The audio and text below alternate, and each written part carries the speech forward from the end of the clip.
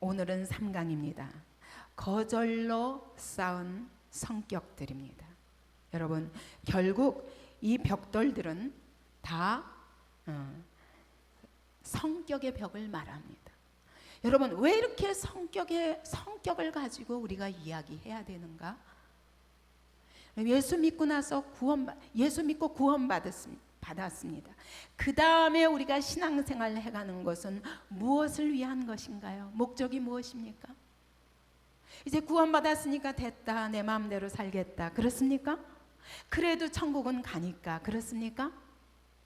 그렇지 않다면 그러면 무엇을 향해서, 무엇을 위해서 살아야 됩니까? 어디가 우리의 궁극적인 목표입니까? 예? 크게 하나님 나라.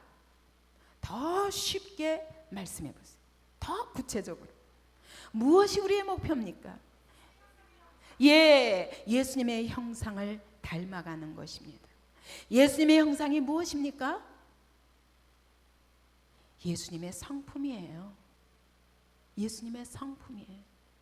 그렇다면 여러분, 우리가 구원받고 나서 쌓아가고 이루어가야 할 것이 뭡니까? 하나님의 나라 하면 우리가, 그렇지, 내가 복음 전하고 열심히 일하면 돼.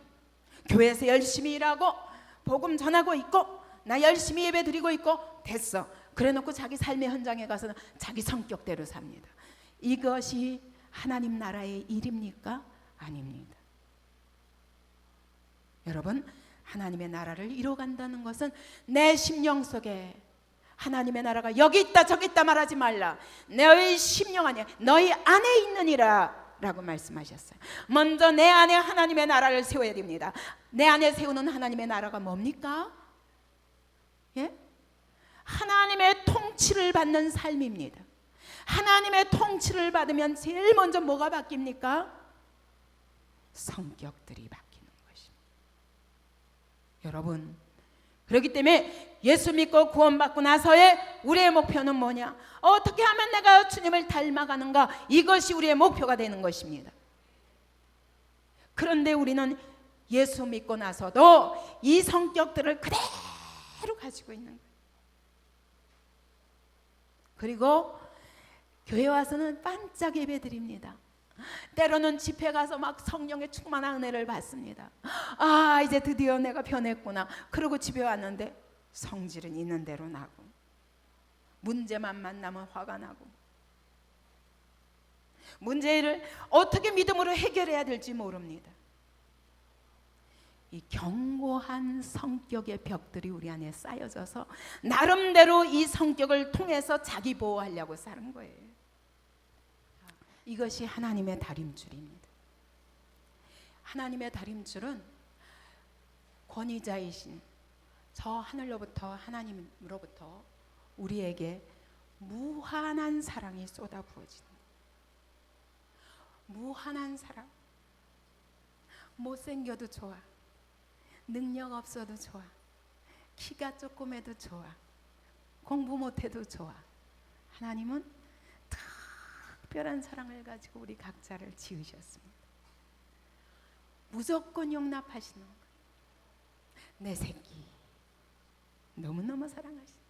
여러분, 우리가 아무리 재주가 없어도요, 내가 만든 작품 얼마나 귀한 줄 알아요? 그냥 보기만 해도 기분이 좋아요.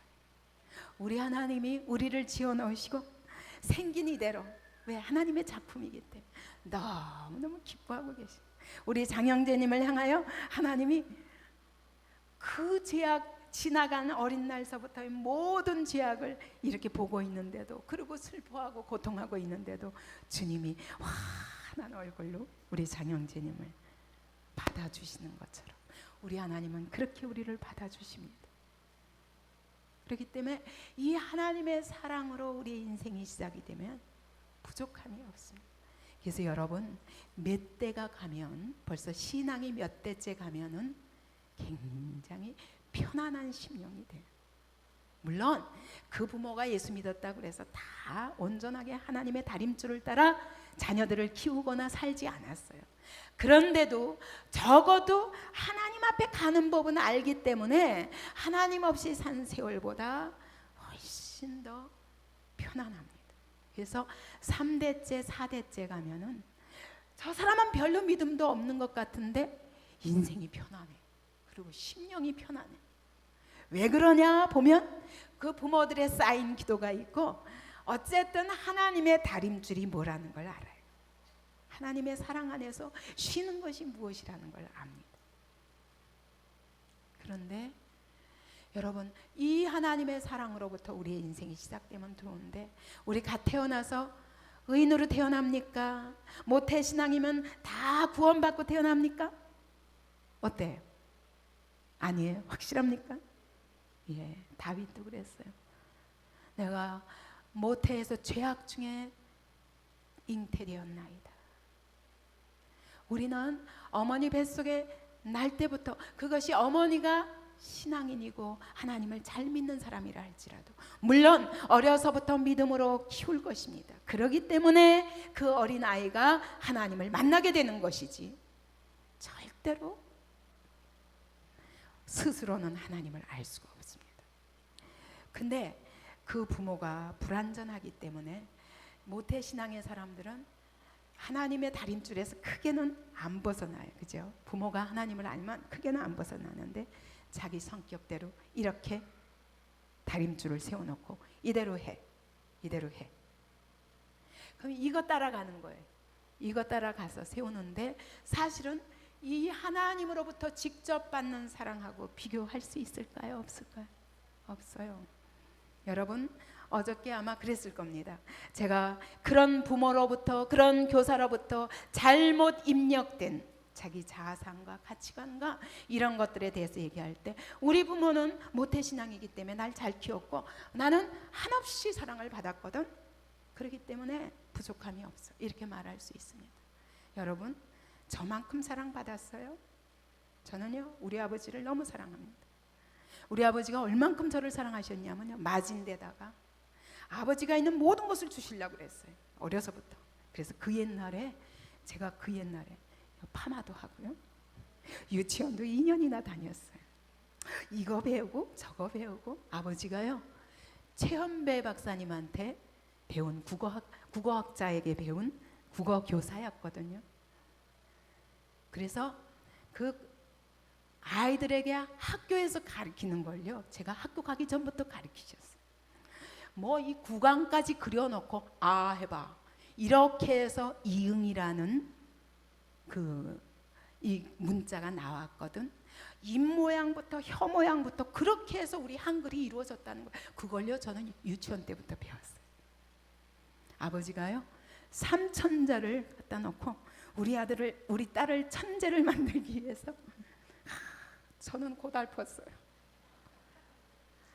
그 정도가 아니라 이만한, 그 당시에 이런 도화지 구하기도 어려워요. 그런 도화지에다가 쫙 송곳을 가지고 딱 구멍을 뚫습니다. 쫙 뚫어놓고 저보고 줄 쳐가지고 여기다가 반은 그림을 그리고 밑에는 일기를 써. 학교 가기 전부터 일기 썼어요. 너무 괴로워. 어떤 날은 놀다가 일기 잊어버렸어요. 그리고요, 일기를 쓸 내용도 없어요. 어저께 또 써고 그저께도 한 얘기 또 오늘 하기도 그러니까 잊어버렸어요. 큰일 나요. 자다가도 일어나야 돼. 아버지가 오셔가지고 요하야, 일기 썼니? 너무너무 무서워요. 나는 우리 아버지가 어려서. 근데 돌아보니 다 사랑이었어. 우리 아버지가요, 굉장히 무서운 분이거든요. 누가 우리 아버지한테 감히 반론을 제기할 수 없는 분이에요. 그리고 실제로 항상 옳고, 이 가슴에는요 끓는 사랑이 있다는 거 알아요. 모든 사람에 대한 끓는 사랑이 있기 때문에 피난을 가셔도요, 절대로 우리 식구는 맨 나중에 동네 사람 다 태우고, 맨 나중에 우리 식구 늙은이부터 먼저 태우고, 어린아이 그 다음에 태우고, 그 다음에 여자 먼저 태우고, 그 다음에 남자들 태우고, 청년들은 맨 나중에, 그러고도 우리 식구가 맨 나중입니다. 그분은 공의를 사랑하시는 분. 나는 우리 아버지 같이 이렇게 바른 기준을 따라 사는 사람을 못 봤어요. 그러나 그 아버지가 하나님의 다림줄에서는 너무 빗나가 있었어요. 그렇기 때문에 이 다림줄을 따라서 사는 것이 너무 피곤했어요. 우리 아버지가 어느 만큼 우리 자녀들을 사랑하셨냐면요, 술이 거나하게 취해서 오십니다. 그럼 오시면요, 제일 먼저 의화야 그러고 부르셔요. 나는 그 소리만 들어도 무서워요. 왜냐하면 그 다음에 일어날 일이 걱정이에요. 부르시면 자다가도 일어나야 돼요. 아버지한테 인사해야 돼요. 근데 인사로 하고 또 가서 잘 수 있으면 좋게요. 아니에요. 혼자 안 오십니다. 친구들을 잔뜩 데리고, 술꾼 친구들을 데리고 오십니다. 데리고 오셔가지고, 자, 의화부터 노래해. 자다 일어나서 노래해야 돼. 너 그림 그린 거 가져와. 그러나 일기 쓴 거 가져와. 우리 장로님이 맨 처음 우리 집에 왔었거든요. 여러 친구들 속에. 그런데요, 그 친구들 앞에서 이 딸 자랑 하시느라고, 아이고 그렇게 사랑받았어요. 근데 문제는 하나님의 다림줄에서 빗나갔기 때문에 고달픈 거예요. 고달픈 거예요. 여러분, 우리 부모들이 다 불완전합니다. 예수 믿어도 불완전합니다. 사랑하는데 자기 다림줄을 따라 사랑합니다. 그만큼 이 하나님의 완전하신 사랑과 이 부모의 사랑과는 간격이 있습니다. 이 간격이 뭐예요? 사랑의 결핍이. 하나님이 오늘 우리에게 부어주시고자 하시는 사랑과 다른 사랑인 거예요. 그만큼 우리의 삶은 이게 심령이 공고합니다. 불안합니다. 완전한 만족을 할 수 없어요. 자기 자신에 대해서 만족할 수 없어요. 우리 아버지께 저는 거의 야단을 안 맞았어요. 그러니까 얼마나 제가 아버지 기준에 따라서 열심히 살았는가 알 수 있죠. 저희 아버지는 동생들 불러다 놓고 그랬어요. 너희가 언니같이 누나같이만 되면 된다. 우리 동생들이 아주 이 누나 언니 싫어해. 피곤한 언니야. 저 기준처럼 살아야 되니까. 그래서 그렇게 야단을 안 맞았지만 내 심령으로는 만족이 없고, 나는 그런 사랑보다 더 완전한 사랑에 목마른 거예요. 다 그렇습니다. 여러분, 여기 안 그런 사람이 있어요? 이 하나님의 다림줄에서부터 빗나간 것만큼 사랑의 결핍이 큰 거예요. 우리 장형제님을 보니까 너무너무 빗나가가지고 너무 절망이 컸던 거예요. 그러니까 내 인생이 많이 흔들리게 되었던 것입니다. 이쪽으로 온 사람은 수동적으로 삽니다. 계속 그래, 너는 열등아야, 넌 아무것도 못해, 너는 왜 하는 일마다 안 되니, 넌 왜 그래, 구제불능이야. 그런 소리 들은 것만큼 이렇게 살 수밖에 없습니다.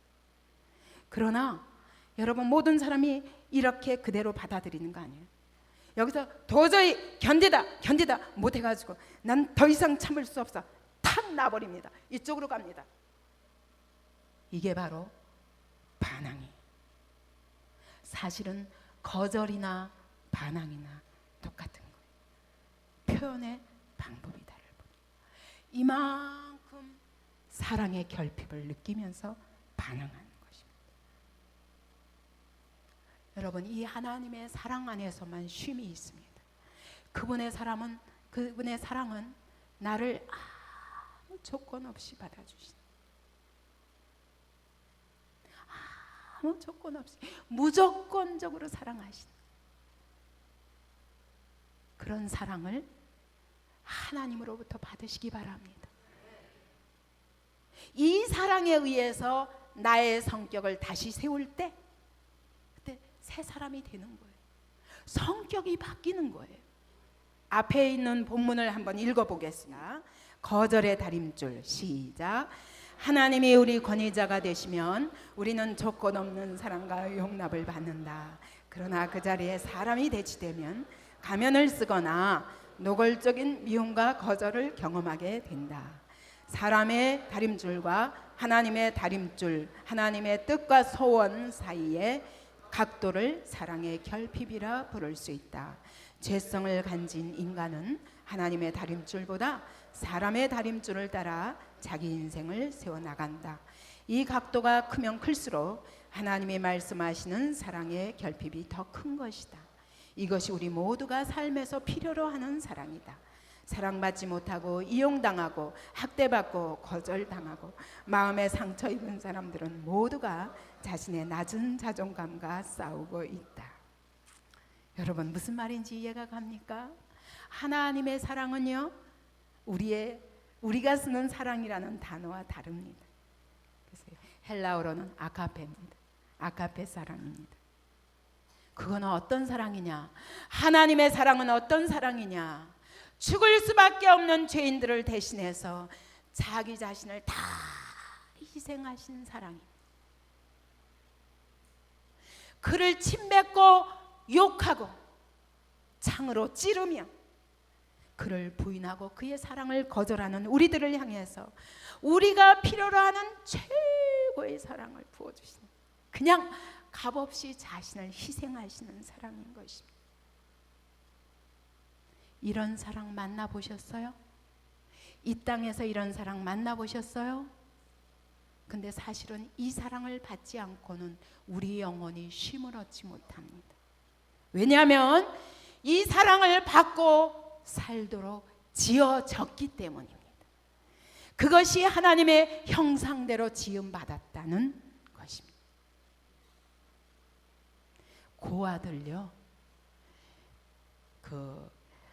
어떤 전쟁에서, 미국에서 전쟁, 아마 베트남 전쟁이라고 기억이 됩니다. 거기 전쟁에서 수많은 베트남 고아들이 생겼어요. 이 고아들이 생기니까 도덕적으로 미국은 그런 부분을 그냥 지나칠 수 없는 나라잖아요. 그러니까 이 베트남에 많은 남자들이 죽고 어른들이 죽었기 때문에 생긴 고아들을 미국 정부가 데려다가 그 베트남에 파송을 했어요. 간호사들을, 아주 유능한 간호사들을 파송해가지고 병원을 세웠습니다. 고아원을 세웠습니다. 그리고 아이들을 전부 젖을 빨아 먹이면서 우유병, 베트남에는 없는 우유, 아주 좋은 우유에다가 최고의 간호사들을 대동해서 그 아이들을 키웠습니다. 근데 어떻게 됐을까요? 그 애들이 계속 죽어가는 거예요. 그렇게 좋은 우유를 먹이고 좋은 의사를 보내서 그렇게 간호하는데도 아이들이 다 죽어가는 거예요. 이거는 이상한 일이다. 그래가지고 미국에서 또다시 연구해가지고 박사들을 보냈습니다. 의사들을 보냈습니다. 심리학자들도 보냈습니다. 결론이 뭔 줄 아세요? 엄마를 느낄 수 없는 거예요. 여러분, 어린아이들 어릴 때에도 이걸 알았더라면 얼마나 좋았을까. 아기 때에도 엄마 젖을 먹으면서 엄마가 끊임없이 대화해 줘야 됩니다. 근데 아이는 영으로 듣는다는 거예요. 그 엄마가 나를 인정하고 어려서부터 나를 향한 그 사랑을 젖을 빨아 먹으면서 엄마와 교제하고 있는 거예요. 충분한 사랑을 받아야 됩니다. 한때는 우유로 키우면 건강하다 그래서 젖 안 먹였죠. 그러다 요즘은 다시 바꿨습니다. 아니다. 여러분, 하나님의 다림줄대로 아이도 키워야 건강한 아이를 키울 수 있는 거예요. 아이가 우유를 먹을 뿐만 아니라 이 젖병이, 이 우유병이, 이 우유가 일정하게 나갔다는 거예요. 시간에 따라서 똑똑똑똑 떨어져서 아이가 울면 주는 게 아니라, 필요해서 울면 주는 게 아니라 상관없이 시간마다 저절로 떨어지도록 했다는 거예요. 대화할 상대가 없는 거예요. 사랑을 나눌 상대가 없는 거예요. 그래서 아이들이 죽더라는 겁니다. 여러분, 이거는 심각하게 들어야 돼요. 우리가 그만큼, 여러분, 아기가 아무것도 모르는 것 같아도 이와 같이 끊임없이 하나님의 사랑의 통로가 필요합니다. 근데 그 사랑이 끊기니까 우유를 아무리 질 좋은 우유를 먹어도 살 수가 없더라는 것입니다. 마찬가지로 우리 모두가 이 하나님의 완전한 사랑을 받아야 비로소 쉼이 있습니다. 비로소 거기에 만족이 있습니다. 그때 우리 심령이 편안한 심령이 되며 아주 어린아이가 젖을 충분히 먹고 잠은 어때요? 방어가 없습니다. 다 안심하고 잠. 근데 그렇지 못한 아이는 계속 웁니다. 계속 웁니다. 여러분, 사실은 우리 영혼이 아무리 나이 많아도 여러분, 우리 영혼이 울고 있는 것입니다. 저는 그렇게 보입니다. 여러분들이 도무지 저 사람이 이해할 수 없는 행동을 해요. 아니 왜 저러지? 아니 그게 화낼 일이야? 근데 왜 저러는 거야? 아니 저게 성질낼 일이야? 저게 정죄하고 남을 계속 데려다가 괴롭힐 일이야? 근데 왜 저럴까? 저는 그렇게 보입니다. 아, 저 속에 어린 영혼이 하나님의 사랑을 갈구하고 있구나. 하나님, 나 사랑해 주세요. 하나님의 사랑을 먹고 싶습니다. 라고 울부짖는 것과 같습니다. 영혼의 부르짖음이, 우리가 각 사람마다 성격이 있습니다. 이 모든 성격들의 그 질병이 어디서 오냐? 하나님의 사랑이 그 안에 충족되지 않아서 그럽니다. 이 사랑이 부족한 것만큼, 결핍되어 있는 것만큼 우리는 자기 자신에 대한 가치감을 느낄 수가 없어요. 어려서부터 이 사랑을 충분히 받은 사람은 정말 어머니가 나를 그대로 받아주기 때문에 만족합니다. 그래서 자기가 자기를 사랑할 수 있어요. 근데 이 사랑을 온전히 받지 못한 사람은 내가 나를 사랑할 수가 없어요. 그래서 여러분, 제가 한때 우리 아들이 정말 이렇게 빗나갔을 때가 있습니다. 그때는 이해를 못했어요. 왜 그럴까? 이렇게 엄마가 사랑해도 왜 이 사랑을 못 믿어줄까? 그랬어요. 근데 이제는 제가 이해가 가요. 사랑이 부족했던 것입니다. 내가 하나님의 사랑을 온전하게 부어주는데 부족했던 것입니다. 그래서 왜 사랑을 못 믿니? 이렇게 말할 일이 아니었습니다. 그런데도 저는 그렇게 말했습니다. 엄마의 사랑을 못 믿겠느냐? 이렇게 말했었습니다. 어떤 때는 하나님 앞에 엉엉 울었습니다. 하나님 왜 못 믿을까요? 그렇게 울었습니다. 근데요 여러분, 제가요 울고 기도하려고 그러면 눈물을 흘리면서 이제 하나님께 막 떼쓸, 하나님께 막 내 하소연을 할 모든 만반의 준비를 갖추고 기도하려고 딱 앉으면요, 제가 울고 있으면 하나님이 말씀하시는, 왜 우느냐? 왜 우느냐? 그러시는 거예요. 깜짝 놀라서, 하나님 제가 안 울 수가 있습니까? 내가 이 아들을 향해서 어떻게 해야 됩니까? 그렇게 말씀드렸을 때 하나님께서 뭐라고 그러신 줄 알아요? 전 그때 깜짝 놀랐어요. 울지 마라. 왜냐하면 내가 그 아들을 어떻게 사랑하는지 아느냐. 내가 그 아들을 얼마나 사랑하는지 내가 아느냐? 네가 나보다 더 사랑하느냐? 깜짝 놀랐어요. 저는 아들이 잘못됐는 줄 알았어요. 하나님은 저를 책망하셨어요. 네 틀로 그 아들을 만들려고 하지 마. 나의 틀은 내 틀보다 훨씬 크다. 그 아들이 너보다 훨씬 큰 그릇이라. 하나님의 틀을 따라 그 아들을 키우고 있는데 네가 내 성격과 내 틀로 그 아들을 제한하지 마라. 저 깜짝 놀랐어요. 세상적인 기준으로 보면 많이 빗나간 것 같았어요. 그런데 하나님은 저를 책망하셨어요. 그때부터 저는 아들을 위해서 기도하려고 할 때 하나님이 울지도 못하게 하시기 때문에, 그래서 감사부터 할 수밖에 없었어요. 하나님 감사합니다. 저는 알지 못하지만 하나님이 이 아들을 향해서 하나님의 놀라운 계획이 있는 것을 믿습니다. 감사합니다. 이 아들을 하나님이 영광스럽게 쓰실 줄 믿습니다. 그때까지 내가 내 틀로 제한했던 거 다 내려놓겠습니다. 근데 참 힘들더라고요. 내려놔야지. 내려놔야지. 많은 시간이 걸리더라고요. 근데 저는 이제 봅니다. 우리 하나님이 얼마나 사랑하시는 아들이었는지 이제서야 보이는 거예요. 이 세상에 둘도 없는 하나님의 특별한 계획을 따라 이 아들을 창조하셨고, 그리고 이 아들을 하나님이 놀랍게 쓰실 재능과 그 안에 있는 놀라운 성품과 그 안에 있는 누구도 따라갈 수 없는 은사와 이런 것들이 보이는 거예요. 내가 내 틀을 내려놓고 나니까. 여러분, 여러분의 자녀들에 대해서 갖고 있는 거 다 내려놓으십시오. 다 내려놓으십시오. 더 크게 다 내려놓으십시오. 하나님이 여러분보다 여러분의 자녀를 더 사랑하십니다. 여러분과 비교할 수 없는 놀라운 큰 은혜로 이 자녀들을 만지고 계십니다. 다스리고 계십니다. 때로 여러분 조금 빗나가는 것 같이 방황해도 여러분 나는 따라갈 수 없어요. 그래서 불안한 거예요. 근데요, 하나님이 절대로 따라다니시더라고요. 어디를 가든지 따라다니시더라고요. 그 아들을 붙잡으시고 그 아들을 하나님의 온전한 사람으로 만드시기까지 하나님은 쉬지 않고 일하시더라고요. 그리고 이만큼 돌아간 시간도 하나님이 그 돌아간 것만큼 더 영광스럽게 쓰실 또 다른 계획이 있는 거예요. 그런 과정이 없이는 절대로 이해할 수 없고 받을 수 없는 영혼들을 받을 수 있는 사람으로 하나님이 키워가시는 거더라.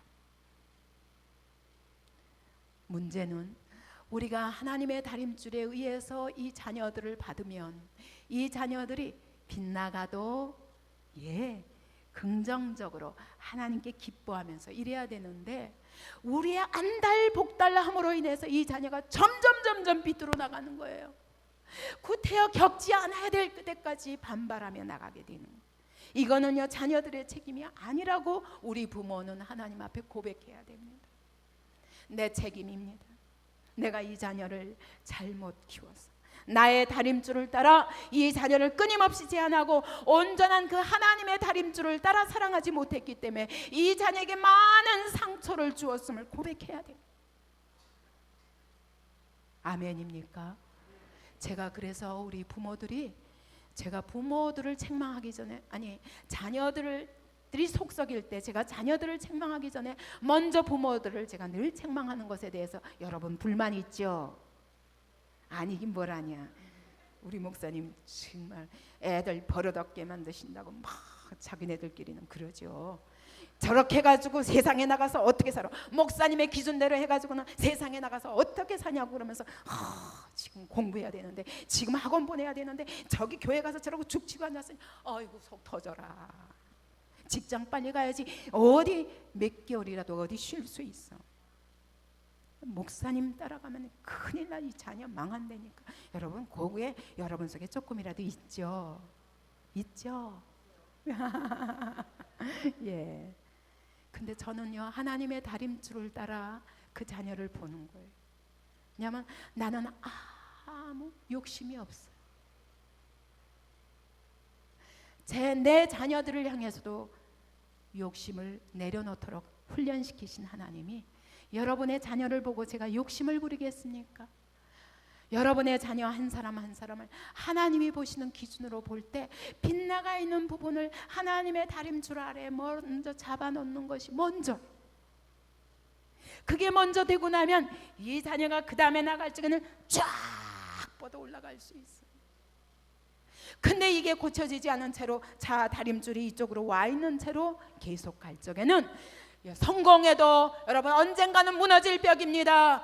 이 땅에서 공부 잘해도 우등화가 되어도, 여러분 능력 있는 사람이 되어도, 재주가 많은 사람이 되고 돈 많이 벌고 세상에서 많은 영광을 가져도 언젠가는 다 무너질 벽입니다.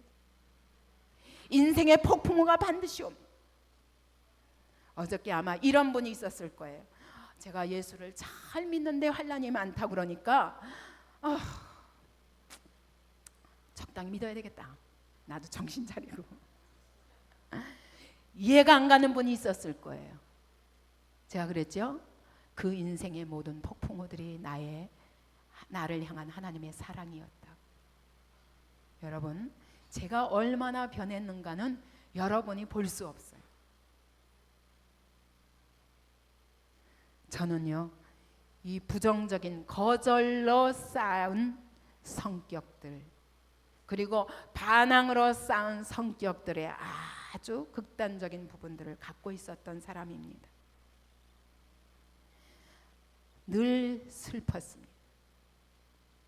우울했는데 인생에 대해서 더 이상 살 가치를 못 느낄 만큼, 그래야 할 특별한 이유도 없어요.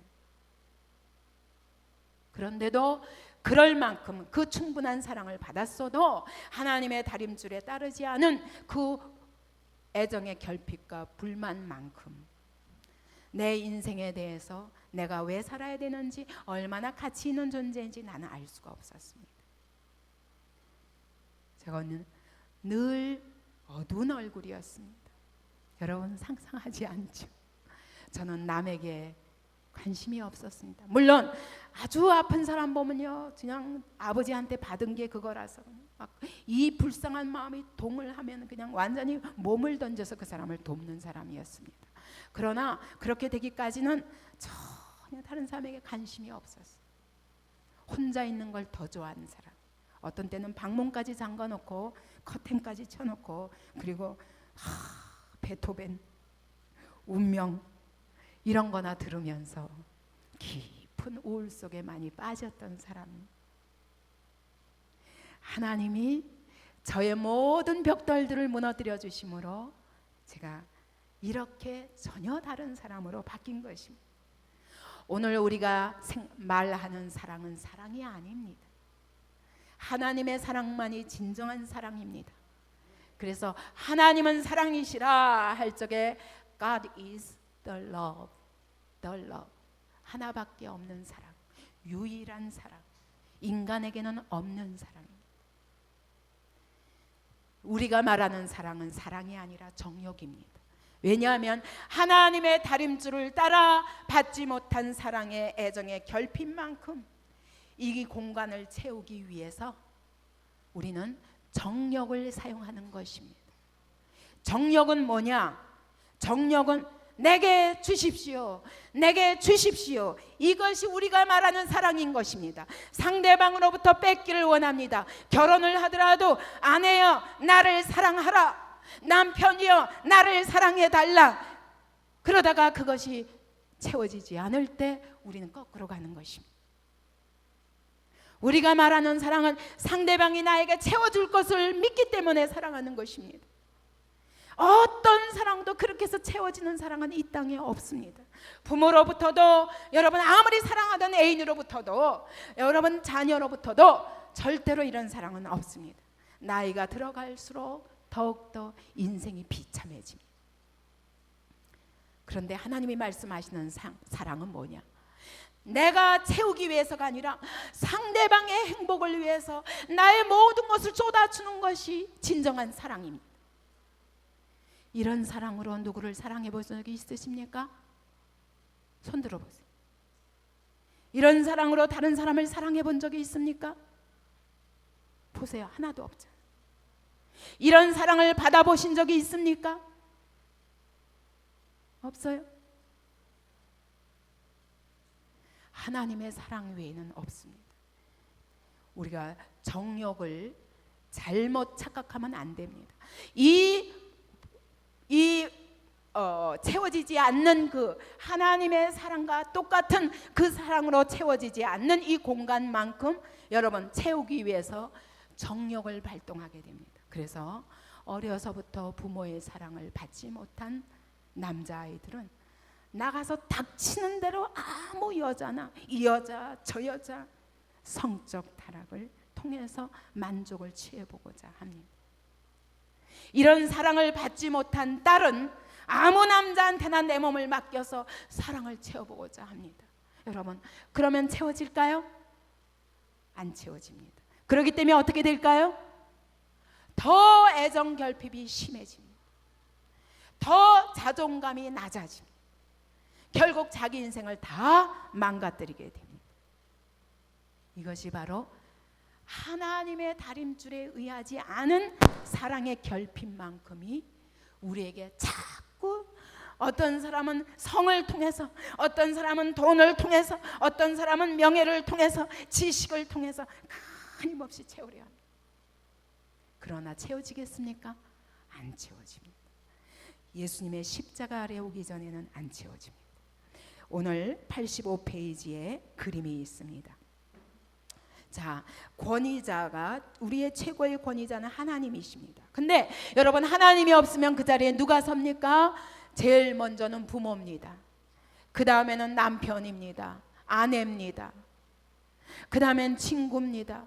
어디 가든지 만나는 사람들을 통해서 직장 상관일 수도 있습니다. 하나님이 아니면 여러분, 부모나 학교에서 교사나 친구나 또 직장에서 만나는 사람들이나 이 모든 권위자로부터 우리는 이 하나님의 다림줄에 따른 그런 사랑을 받을 수 없기 때문에 거절을 당하게 됩니다. 그 거절의 벽이 이 벽입니다. 여기에 쭉 우리의 정서가, 그 다음에 감정적으로 어떻게 상하고, 지적으로 생각은 어떻게 상하게 되고, 영으로는 어떻게 상하게 되는가, 그런 상한 감정과 상한 마음의 벽들, 성격들이 나오게 됩니다. 여기에 여러분이 이제부터 하나씩 하나씩 설명할 때마다 여러분들이 이게 내 안에 있어 하면은 열심히 칠해 주시기 바랍니다. 예? 여러분이 나름대로 표시하세요. 색깔이 있으면 색깔로 한번 칠해 보세요. 내 안에 이런 것들이 있나 없나. 왜냐하면 이제 이것들을 점검함으로 내 안에 진정한 문제가 무엇인가를 발견하게 될 것입니다. 그래야 여러분들이 어떻게 무너뜨리고, 무엇을 무너뜨리고 어떻게 세워야 될까를 발견하게 될 것입니다. 첫 번째로는 슬픔입니다. 여러분, 왜 슬프냐? 우리 나름대로 하고 싶은 것이 있고 꿈이 있습니다. 뭔가 해보려고 할 때마다 좌절이 될 때 슬픔이 옵니다. 저도 저희 아버지가 그렇게 사랑하시기 때문에 저는 꿈을 계속 좌절당했습니다. 왜냐하면 내가 하고 싶은 대로 할 수가 없어요. 우리 아버지가 저를 너무 사랑하시기 때문에 내가 하고 싶은 대로 할 수가 없어서 열심히 공부했더니 그 다음에는 약대로 가라. 아버지, 저는 약대가 싫습니다. 저는 그쪽으로는 관심이 없습니다. 안 돼, 약대 가라. 아무리 싸우다 못해서 나중에는 제가 오죽하면은 예수도 모르는데 7일을 금식했어요. 방문을 딱 잠가놓고 안 먹었어요. 왜 내 인생을 내 마음대로 할 수 없는지 아버지한테 말 없는 시위를 하는 것입니다. 7일 동안 그러다가 많이 울었어요. 방 안에서 혼자 울면서 왜 그럴까? 왜 내가 싫다는데 아버지는 꼭 여길 가라 그러실까? 그러다가 7일 만에 제가 결론을 냈어요. 왜냐하면 아버지의 아픈 마음이 더 느껴져서, 그렇다, 우리 아버지 너무 이제까지 고생하고 사셨는데 이 많은 식구들 거느리라고 남의 고아 가부까지 데려다가 그 사람들까지 보살피려니 얼마나 피곤하십니까? 저는 어려서부터 우리 아버지 어머니에 대한 아주 정말 그 연민이 컸어요. 우리 아버지 어머니 절대로 고생하면 안 돼. 이제까지 고생하셨으면 됐지. 왜 남을 위해서 저렇게 사셔야 되나? 저는 그런 것만 봤기 때문에 그 아버지가 슬퍼하는 것을 견딜 수가 없었어요. 그래서 7일 만에 굶다가 다시 결론 냈습니다.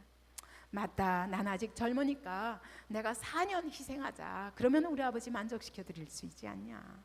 그래도 내가 싫다 그러면 그때는 바꿔주시겠죠 했더니, 내가 가서 전과한다 그러면, 가서 도저히 안 되겠다 그러면 전과하라는 거예요. 그래가지고 열심히 공부해서 들어갔습니다. 들어가서 이제 저는 목표가 처음부터 그게 아닙니다. 그래가지고 1년 만에 내가 전과하리라. 그래가지고 열심히, 어디로 전과하냐? 내가 철학을 알아야지. 사실 처음에는 대학도 안 간다고 그랬어요. 저는 독일로 가서 독일의 철학을 공부해야 되겠다 그래. 아버지가 제일 먼저 반대하신 것은, 아니, 여자가 철학하면 불행해진다는 겁니다. 안 된다는 겁니다. 나는 왜 인생을 사는 데 있어서 여자든 남자든 인생에 대해서 생각하는 건 똑같은데 왜 여자는 철학을 하면 안 되는지 저는 알 수가 없었어요. 나는 철학이 성립되지 않으면 그 다음 뭘 해야 될지를 모르기 때문에 먼저 철학을 통해서 내 인생이 무엇인지 점검하고 싶었거든요. 그걸 허락하시지 않는 거예요. 그래서 또 약대 들어갔는데 그림을 그리려니 돈이 없어서 할 수는 없고, 그래서 들어갔습니다. 1년 만에 전과하려고 열심히 공부했습니다. 교양 과목 열심히 공부했습니다. 그래 A를 받아야 옮길 수 있기 때문에. 왜냐하면 이과에서 문과로 옮기는데 누가 받아줘요. 그래서 옮기겠습니다. 아버지 그 다음에 또 난리가 나셨습니다. 끝내는 그것도 포기하고 저는 4년 동안 방황했습니다. 약대 가긴 갔어요. 공부는 절대로 안 하는 것입니다. 그리고 저녁에는 아뜨리에 가서 그림이나 그렸습니다. 남의 대학에 가서 강의 듣기도 하고, 우리 교수들이 야 전국에서 이 자리를 향해서 얼마나 많은 수만 명이 목표로 하고 오고자 했는데 네가 그 자리를 차지하고 어떻게 너는 이 공부를 안 할 수 있냐. 자 이번에 D 받았으니까 이거 제시 봐라. 괜찮아요. D 받아도 괜찮고 C 받아도 괜찮고 난 상관없습니다. 왜? 이거 안 할 거니까. 여러분 제가 이렇게 하면서 내게 슬픔이, 깊은 슬픔이 자리 잡기 시작하는 거예요. 어떤 사람은 이 남편이면 내 평생을 그 말할 수 없는 완전한 사랑으로 채워주리라. 그래서 유학 가려고 음악을 하다가 피아니스트가 되려고 유학 가려다가 포기하고 이 남편과 결혼했습니다. 그리고 이제 행복한 가정을 꾸려보리라 했는데 이 남편이 바람 피워서 날마다 외도입니다. 여러분 이 아내가 어떨까요? 깊은 슬픔이 자리 잡기 시작하는 거예요. 우리 안에 이와 같이 계속 반복되는 거절과 기대했던 대로 되지 않는 일들을 통해서 우리 안에 슬픔이 옵니다. 이것이 오래되고 여러 번 반복되면 반복될수록 이 슬픔이 깊어집니다.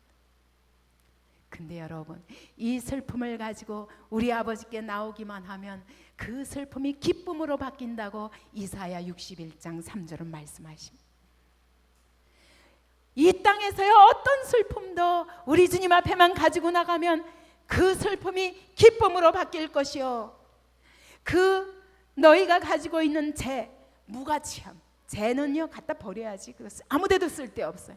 근데 죄같이 가치 없는 그런 자기 자신에 대한 무가치함을 느꼈던 그 슬픔이 무엇으로 바뀐다고요? 찬송으로 바뀔 것이라. 우리 하나님은 이런 하나님이십니다. 근데 이 하나님을 만나기 전에는 여러분 계속 슬픔이 계속됩니다. 그러면 어디에 빠집니까? 자기 연민에 빠집니다. 자기 연민은 뭐냐? 끊임없이 사람에게 위로받고 싶어요. 이 사람에게 위로받고 싶어요. 저 사람에게 위로받고 싶어요. 맨날 하소연해요. 나는 이래서 슬픕니다. 근데 여러분 어디 가도 완전한 위로가 없습니다. 그럴 때 자기 연민을 통해서 끊임없이 대상을 찾아다니다가 아무도 나를 받아주지 않아요. 우리 장영재님이 고백한 것처럼 아무도 나를 웃음으로 받아준 사람이 없는 것입니다. 그때 무엇이 생기냐? 깊이 자기 증오. 이제는 나도 나 자신을 사랑할 수 없어요. 나도 나 자신을 미워하게 되는 것입니다. 자기 자신에 대해서 부정적인 느낌이 들어옵니다. 너는 쓸데없는 존재야. 너는 아무 가치 없는 존재야. 너는 아무것도 할 수 없어. 봐, 네가 이런 사람이 뭐 새 사람이 된다고? 절대로 안 돼. 그렇습니다. 사단은 이렇게 속입니다. 제가 어떤 무당에게 복음을 전했더니 그날 밤부터 그 무당이 막 기쁨으로 복음을 받으려 했어요. 그랬는데 그 다음날 또 만나기로 했는데 밤새 귀신이 와가지고, 이 사람은 20년 이상 점괘를 친 사람이기 때문에 귀신의 음성을 잘 듣는 사람이거든. 너와 하나님이 무슨 상관이냐?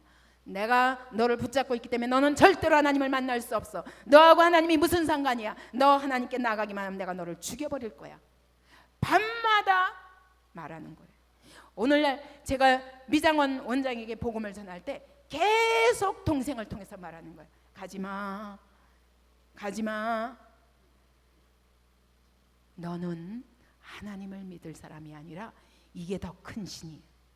이게 더 큰 신이라고. 내가 믿는 신이 더 큰 신이야. 계속 속이는 거예요. 그러면서 두려움을 주는 거예요. 너는 안 돼. 근데 참 걱정은 이렇게 두려움을 줄 때 그냥 주저앉아 버리는 거예요. 이런 사람은 건질 수가 없어요. 이 두려움에서 헤어나야 되는데 이 두려움에서 건지는 일이 이제 우리가 해야 되는 일인 것입니다. 우리 하나님은 이렇게 자기 증오에 빠진 사람도 여러분 절대로 미워하지 않습니다. 하나님은 이 세상에 둘도 없는 가치로 천하보다 더 귀히 여긴다. 한 영혼, 아주 멋있는 영혼이라야만 아니, 누구든지 한 영혼 한 영혼을 우리 주님은 천하보다 더 귀히 여기시고 사랑하십니다. 이 하나님을 만나기 전에는 나 자신도 나를 계속 거절하는 거예요.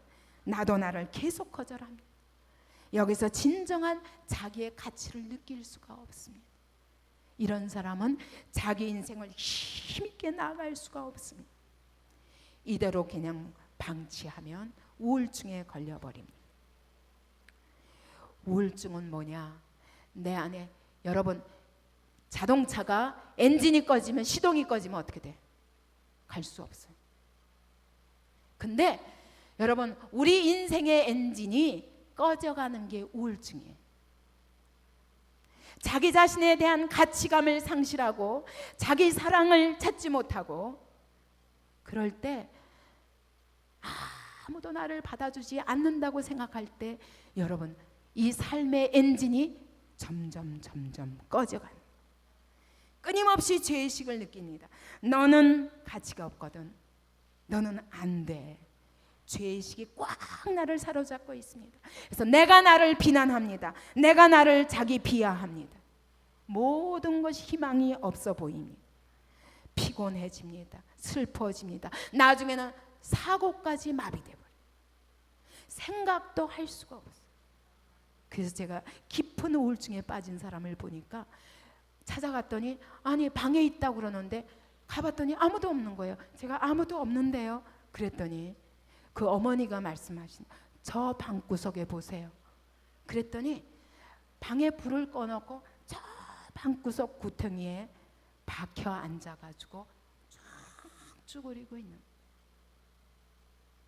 깊은 우울증에 빠지면 이 자리까지 갑니다. 그 끝이면 그 다음에 어떻게 됩니까? 모든 것에 무관심해지게 됩니다.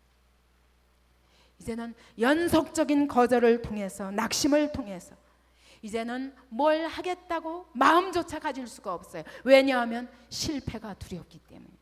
내가 또 해도 안 될 것이기 때문에, 또 해도 안 될 것이기 때문에.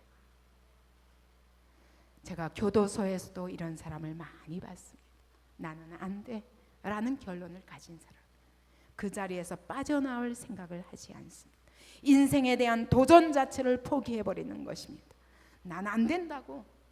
그래서 한 사람은 깊은 우울증에 걸리냐 하면 이것이 저항으로 갈 적에는 완전히 계속 반항의 사람이 되는 것입니다. 결국은 우리는 이 사이를 왔다 갔다 하는 사람들이, 이 사이를 왔다 갔다 하며 괴로워하는 사람들인 것입니다. 어디서만 쉴 수가 있습니까?